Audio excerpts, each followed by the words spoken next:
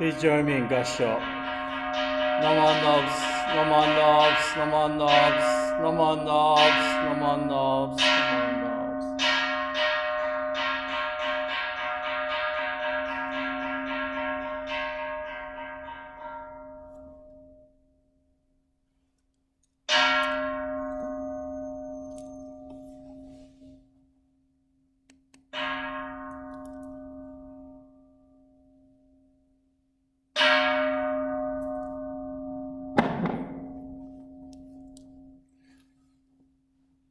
So good morning, everyone, and welcome to our last Sunday service in March. Hard to believe we're going into April now.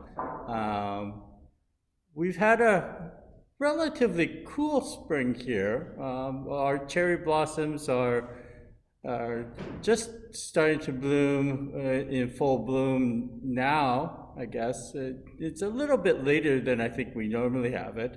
The temperature just doesn't seem to want to go up. It gets to a certain point and it just has been hovering. All of you who are in this area probably understand what I'm talking about.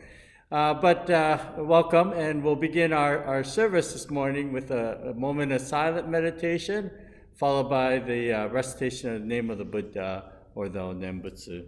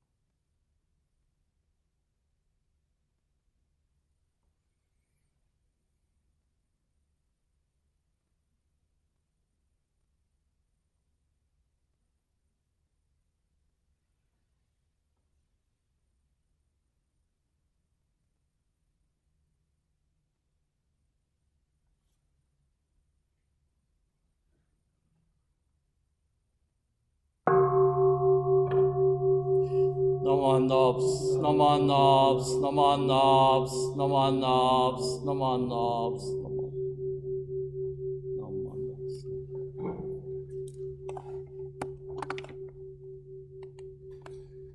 Nobs. Next we'll be reading together our pledge, and I'll just bring it up onto our screen here. So you should be able to see it on your screen. So we'll read together our pledge. Our pledge. Breaking out of my shell, I shall carefully share a warm smile and speak gentle words, just like the kind Buddha. Not becoming lost in my greed, anger, and ignorance, I shall be open-minded and act accordingly, just like the calm and peaceful Buddha. Not putting myself first, I shall share in the joy and sadness of others, just like the compassionate Buddha. Realizing the gift of life we have received, I shall live each day to its fullest, like the Buddha who continues to emancipate all. Namandos. And next we will have the sutra chanting, and we'll be chanting the Junirai, which you see on your screen, or if you have it printed out, please bring it up. Sorry, my phone is. I don't know what my phone is doing. I'm just gonna shut off my phone. Sorry about that. Who should I call? No.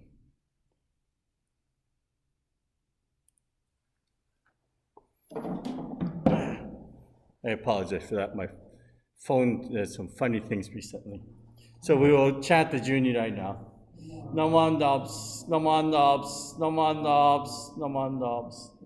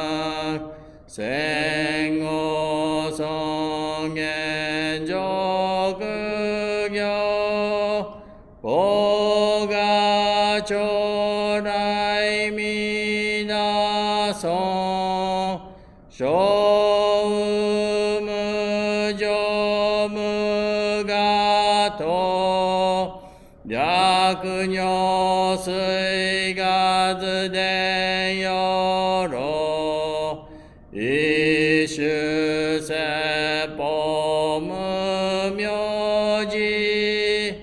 고가 조라이 미다소 이섬무 세즈무 악으며 야금은 연이 악은어흐 주니 시신겨있어 오가 조라이 미다소 이섬무려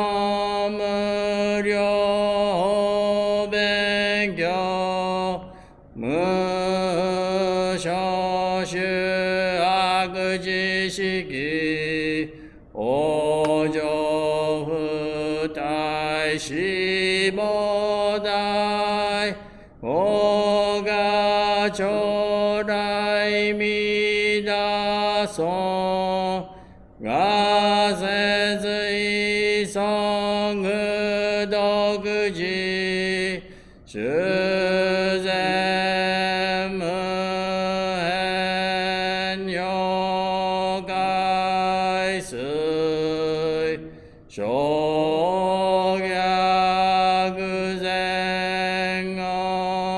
조조샤 에세슈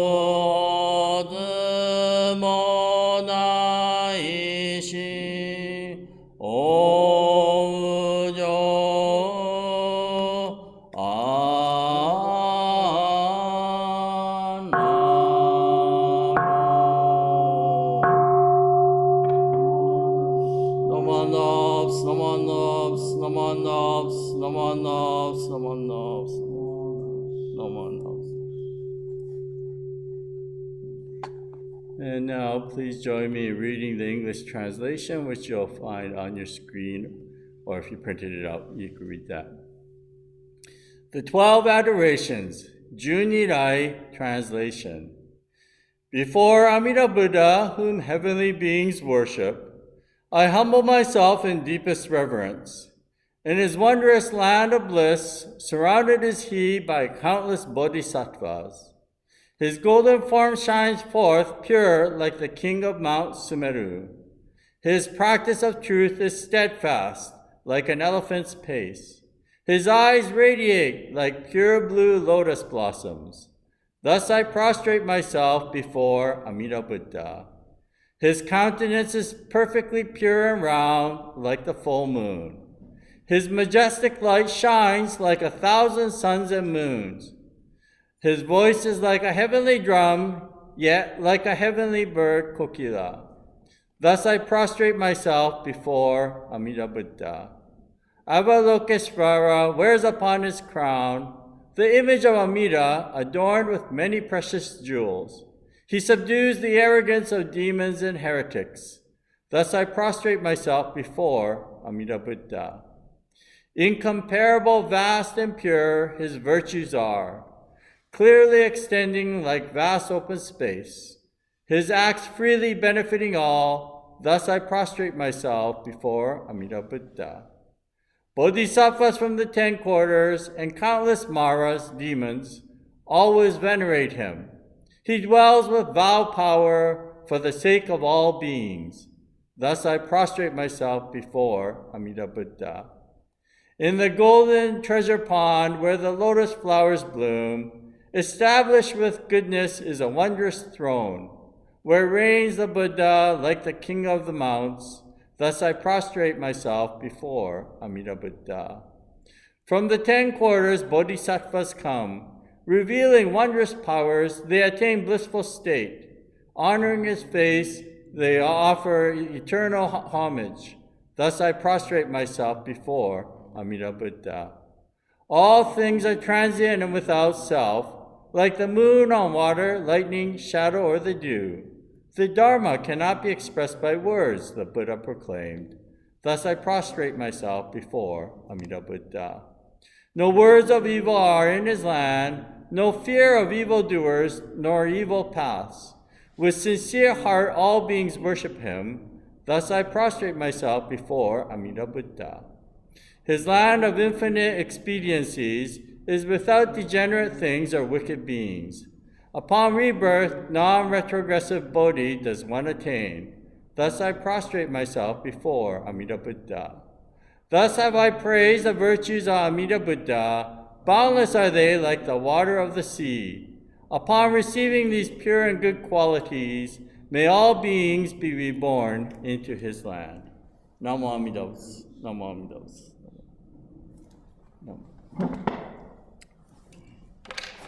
So let me stop this. Okay, good. So once again, welcome everyone, and thank you for joining us for this Sunday service. You can all hear me okay, is that right? Yeah, okay, good. I'm going to begin by reading a passage from what we call the largest Kavati Vyuha Sutra, or the largest sutra on Amida Buddha. If you want, in this I don't know if some of you might have this, the 3 Pure Land Sutras. This is volume 2, and it's on the largest sutra. This is produced by the Honganji. It's on page 61 of this book, if you wanted to reference it later.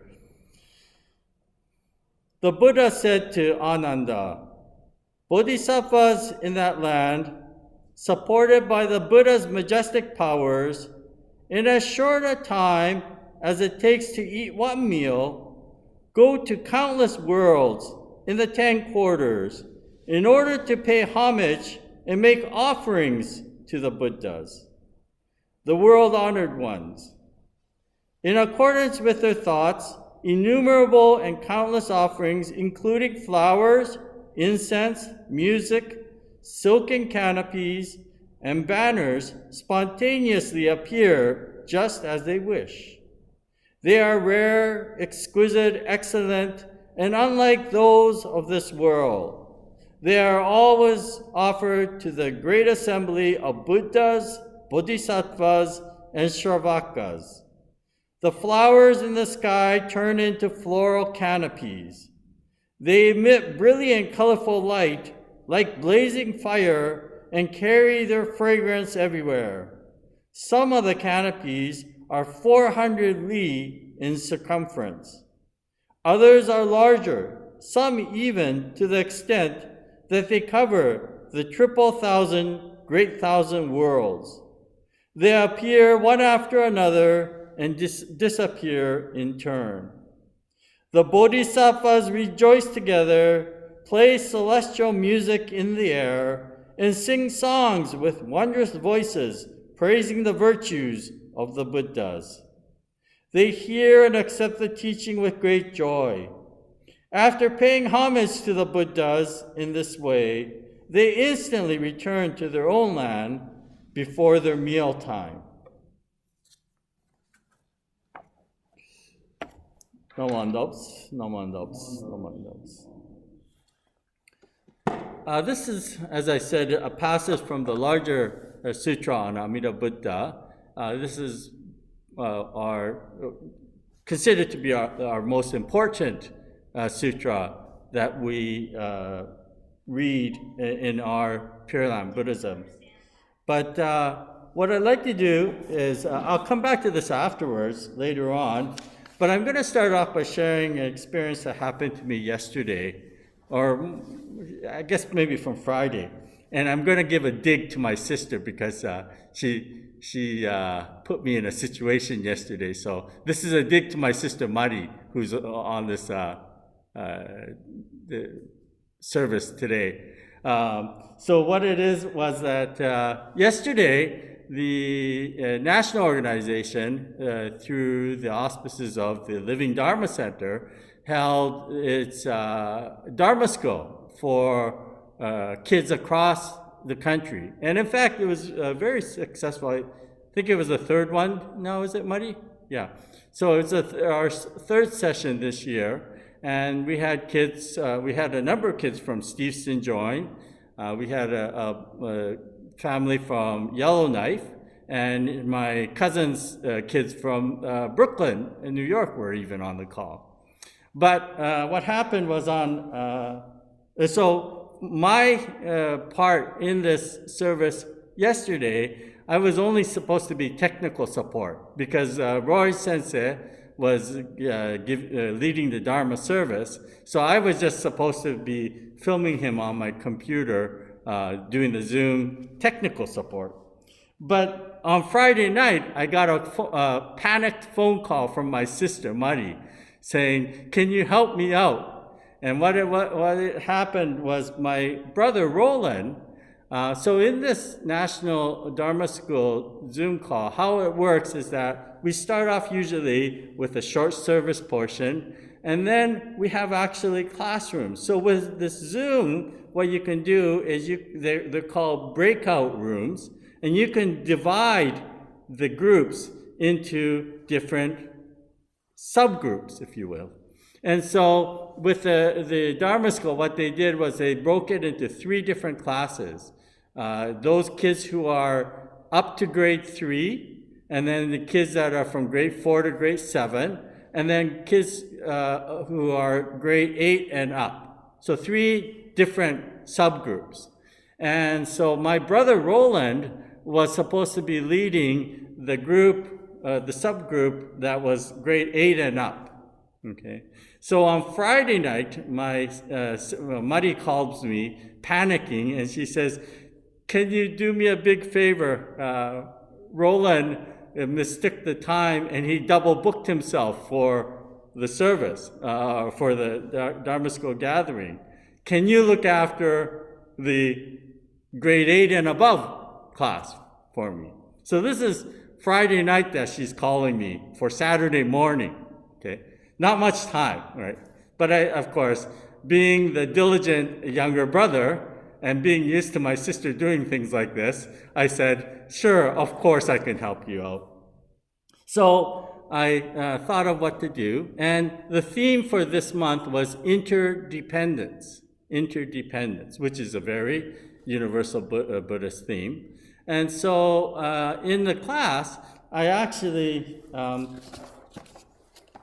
taught, and maybe what I'll do, I'll come back to, maybe I'll do a little bit of what I did yesterday. Hang on a second, let me.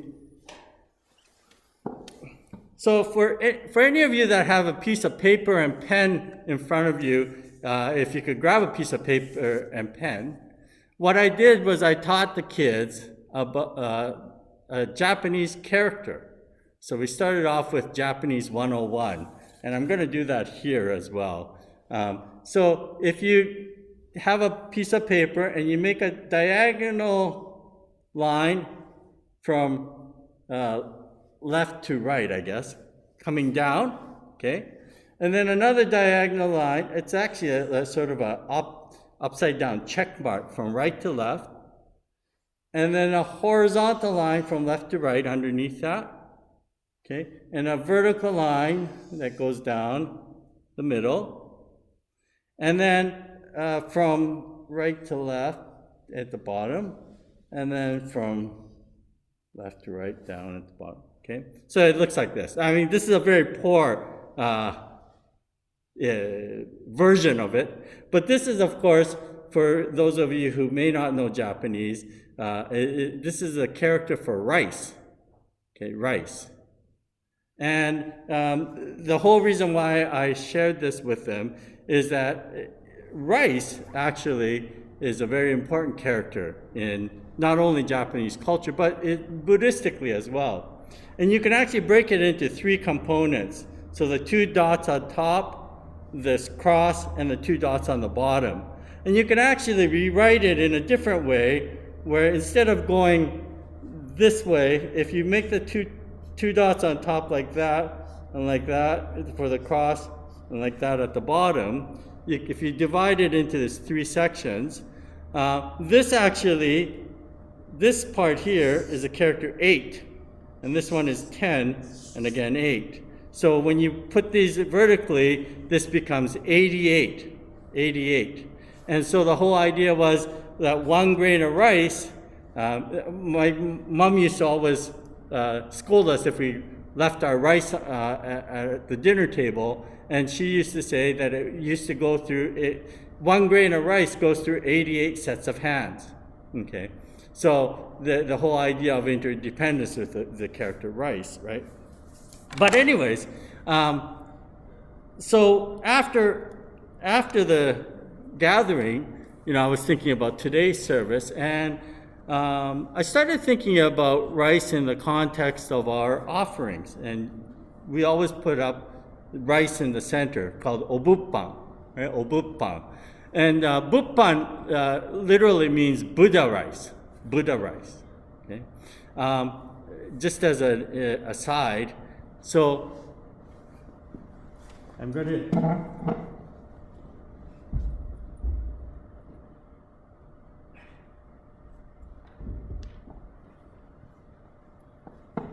Now, normally I wouldn't do this. I don't go running up to the altar and bring down the rice, but I just wanted to show you how big our obuppan is, okay? This is our obuppan. It's fairly large, about the size of my hand, right? But just to put it in, give you a little aside, if you go to our mother temple in Kyoto, the Honganji, their rice that they put up is the size of the human head. So you can imagine how big their rice offering is. But what I wanted to talk about was the offerings and where this practice of offering begins, or how it is associated in Buddhism. And in fact, in reviewing and looking over things, I realized that the offering is something that has been a part of Buddhist practice from very early on in the Buddhist teachings. And we have references to this over and over and over again. And in fact, the passage that I read to you from the larger Skavati Vyuha Sutra, or the larger sutra on Amida, is talking about the bodhisattvas in the Pure Land of Amida. And one of the practices that they do in the first thing in the morning is that they go to all the various different Buddha lands throughout the 10 quarters, and they make these wonderful offerings to all the Buddhas in the different lands. And they include offerings of flowers, incense, music, silken canopies, and banners, which spontaneously appear. And these offerings they make are much greater than anything that we could imagine here on our earth. But aside from this passage, there are countless stories, and we know for one thing, as part of the daily practice, and it is in the Vinaya, the rules and regulation, the Buddha and his followers, the Sangha, will go out first thing in the morning, or one of the things they would do in the morning is to go out to receive alms. So they would go out, and the lay people would give alms to the Sangha, offerings to the Sangha. And through this offering, it was a symbiotic relationship in which the Sangha learned about interdependence, that they are dependent on the laity, the lay people, for supporting them. And the lay people, through their offering, then receive the teachings or the wisdom and guidance of the Buddha Dharma. Okay? So this relationship was very much from the beginning of the Buddha's teachings. Incidentally, as part of the offerings, people would sometimes give pieces of cloth to make the robes out of. Okay, and in fact, sometimes they would even give old clothing. And what the Sangha would do is they would take that cloth or material, they would cut it up in designated patterns and make the robes out of it. And so when you see the robes, the orange, reddish robes, particularly in the monks in Southern Asia, this is because they dye it in a saffron-based dye, and they make the robes out of a very specific pattern. Now, this was part of the practice to disassociate themselves from their looks. So if everybody wears the same robes, you don't have to worry about what am I going to wear today? How am I going to look on the Zoom service today? None of this comes into play, you see. So they all wear the same robes. So if you put this in a different frame of mind, you could say that the Buddha was probably an early advocate for recycling, right? Reusing old material. But in fact, as I was thinking about that further, I realized it's not just the Buddha.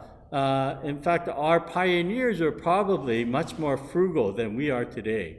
And I began realizing there's an English word, and it's probably a very bad English word, and maybe it should become a swear word too, is the advent of the word disposable. I don't know exactly when this came into our English dictionary, but I'm sure it's probably within this past 50 or 60 years, the word disposable. Because the word disposable implies that something has no value to it. And everything that we have actually has value to it. You cannot throw anything away in this world because it is all still remaining as part of our world. Right. So, anyways, that was just a side thought that I got. But getting back to this idea of offerings, so offerings have been a very big part of the Buddhist practice, and in fact, when we get into later times, or when Buddhism spreads to Japan, in fact, in the Zen tradition, in the Zen monasteries in Japan, there is actually a title for the monk who does the cooking for the monasteries. It's called Tenzo. And the Tenzo monk, the cooking, cooking itself has become a part of Buddhist practice.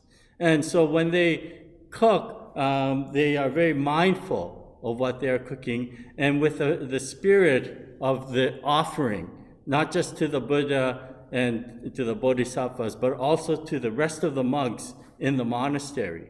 And in fact, the very famous Zen monk by Dogen has been quoted as saying, "Do not even waste a single grain of rice." Okay, coming back to that reference of rice. Okay, and in fact, it is said when the Tenzo, when their practice begins by first going to get the ingredients for the cooking, and then as they prepare, being mindful of each step. So when they are washing the rice even, they are mindful that when they're pouring the water out from washing the rice, that they're not spilling the grains of rice. I know sometimes when I'm washing the rice, a few grains will go out with the water. And so for them, they are very mindful, trying not to do that. In fact, they use a piece of cloth that they strain the rice through so that they make sure that not even a single grain is wasted. But this whole idea of cooking and offering for others.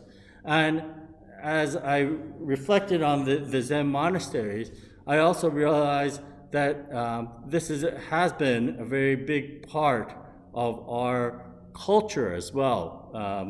Of course, at the temples, I've heard some people say Jodo Shinshu is the Buddhist lineage where we eat together. Eating is a very important aspect of our tradition. But in our Nikkei community itself, I realized how important the food is. And, I've been a minister now.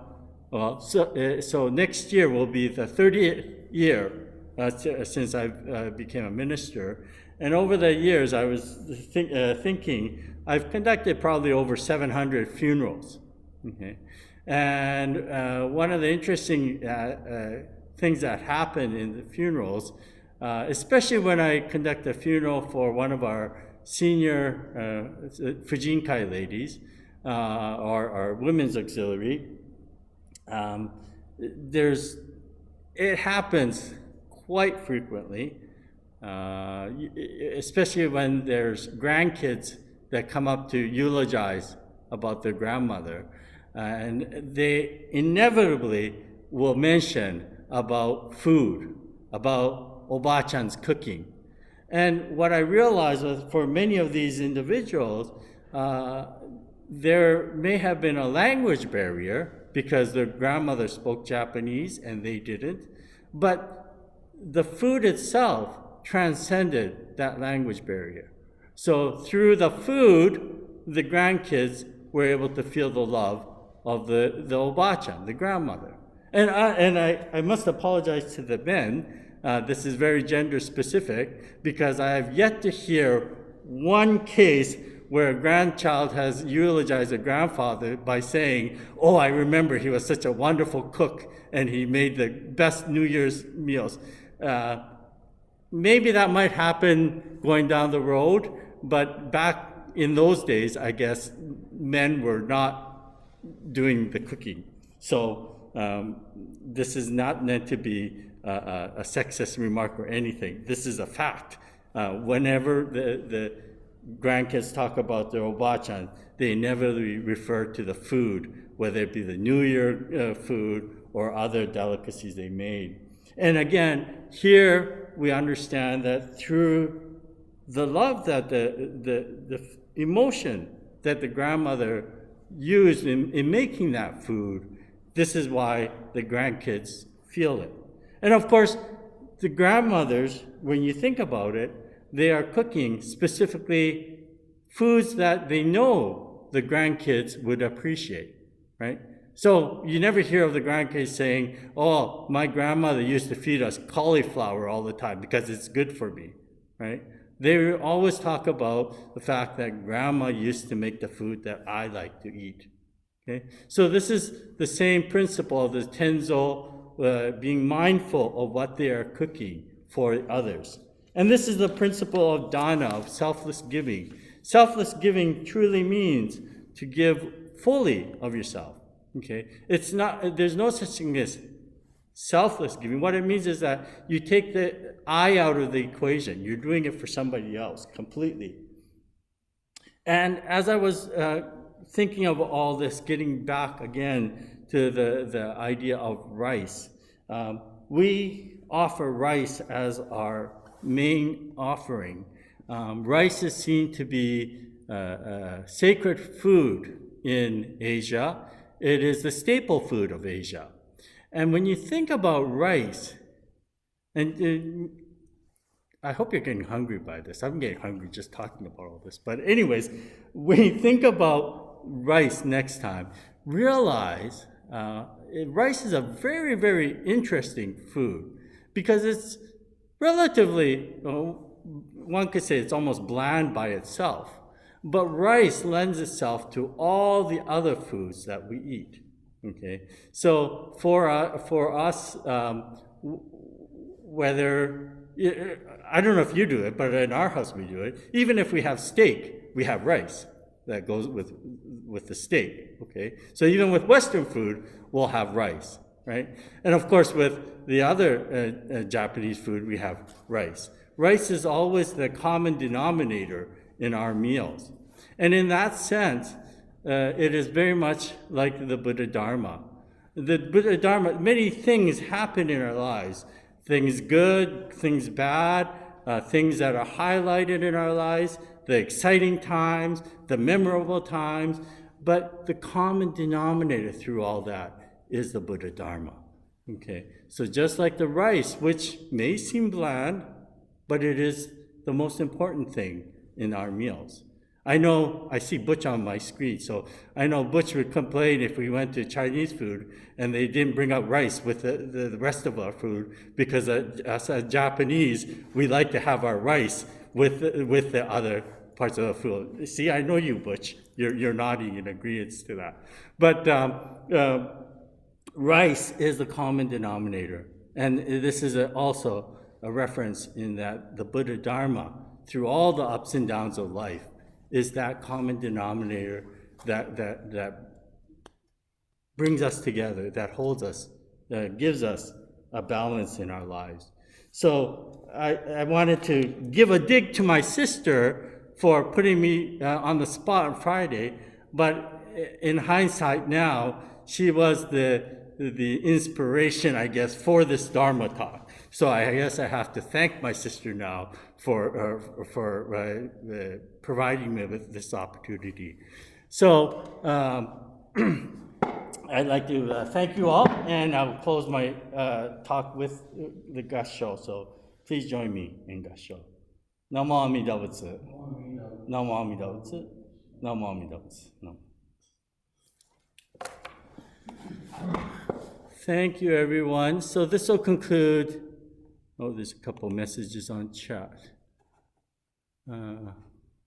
Okay. So thank you, everyone. And next week we will be having our Shotsuki monthly memorial service. In April, I will be beginning again, not the first week, the second week in April. On Tuesday nights, I'll start again with a lecture series for those of you who are interested. April 17th, we have a special lecture for Hanamatsuri. Our guest is Sugahara Sensei from the Oregon Buddhist Temple. It will be all virtual, even though the government is loosening some of the rules. I think we're going to keep virtual for the time being because our numbers seem to be going up and not going down as far as the COVID-19 is concerned. So it will be a virtual service. And then, of course, we also have the Dharma School classes. Ours is the second Saturday of the month. And the national, usually there's a fourth Saturday, but in April, they're going to be having it on the fourth Sunday because that's the national AGM weekend. So if you want to join any of these, it is listed in our newsletter, as well as if you want more information, please contact me. Okay, so thank you, everyone. Thank you. Thank you, Sensei. Grant? Thank you. Thank you, Sensei. Grant, Thank Yes. you. very much. Don't forget to remind everybody about the 4 p.m. PDT. Oh, yes. Well, you could do that right now. No, because I don't have the link, sorry. Okay, so the Women's Association, they're sponsoring a webinar this afternoon by Reverend Ochi of Toronto. He's going to be talking about the act of gassho, putting our hands together before the shrine, how we do it, and also I think he's going to be talking a little bit about how we set up our altars as well. So if you want information, please feel free to email me and I can send you the link. Grant, I think also how we chant sutras. I think he was going to. Was it how we chant sutras? I thought it was gassho. Oh, maybe. Okay. Both, I think. Sorry. Or both, maybe. Okay. Okay, so thank you, everyone. Should we read a book before the next lecture series? Is there a book or something we should read in preparation? I have a funny story about that. So I no. did have a book that I was thinking about for the lecture series. Unfortunately, it's out of print, and when I looked on Amazon, I found one. They were asking $3,000 for it. I didn't think people would want to buy a $3,000 book for the lecture series. So what I'm contemplating is I might take sections out of various books and send it to you. Just because some of these books are very difficult to get. But I was shocked when I saw $3,000 for it. So Grant, what's the book? it's the works of Shinran Shonin by Yoshida Gibbons Yoshifumi Sensei. I'll look for it in our temple library. Maybe it'll be a fundraiser. Yeah, I bet my dad has it too. Ask my dad, seriously. Well, he has it. I'm sure he has it. Yeah. Okay, thanks, Grant. It might also be worth looking to see if there's an ebook version of it somewhere. Yeah. Unfortunately, because these religious books in general, unless they're made by Thich Nhat Hanh or the Dalai Lama, usually there's limited printing when they print them. Yeah. And once they go out of print, it's very difficult to get. Yeah. So thanks, everybody. Thank you. Thank you. Take care. Thank you. Thank Yeah, you. bye. Thanks. Thank you, Sensei. Thank you. Okay, got this.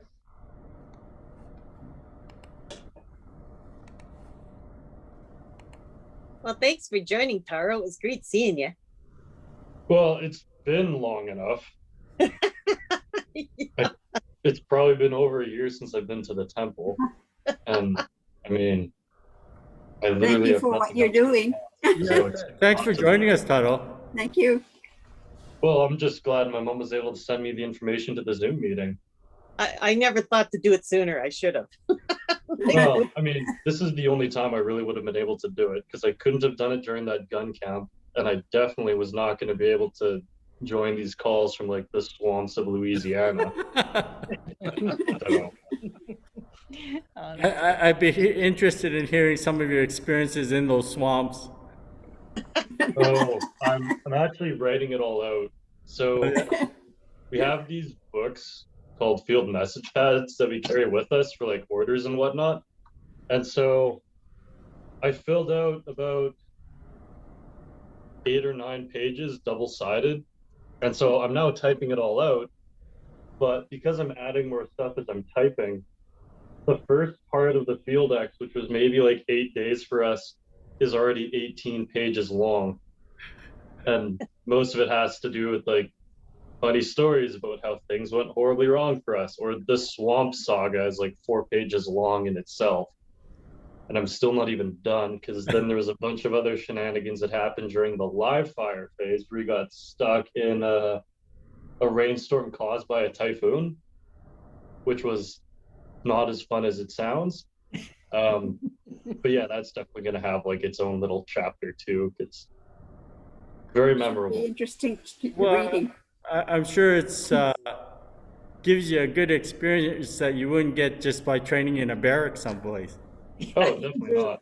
And I'm actually really glad for some of these Dharma teachings because when it was like hour 13 in that swamp and I'm getting stuck on all sorts of vines, it's zero illumination. So you cannot see your hand wiggling in front of your face. Even with night vision, you can't see the guy like 5 feet in front of you, which is one of the reasons it took us so long to push through that thing. But every time I would fall, part of me just wanted to like be left behind because it was not a fun experience. But just remembering that like, okay, this too will eventually end was one of the things that helped me push through until we got to the RV just before we got ambushed. But Well, thanks for sharing that. I'm going to use that as in a Dharma talk sometime. What you just mentioned. yeah, well, that's the one advantage of the army is like the highest highs and the lowest lows, but you learn a lot from those lowest lows, like that swamp. Mhm. So, Yeah. yeah. Thanks a lot. Thank you. Okay, we'll see you. All right. Yeah.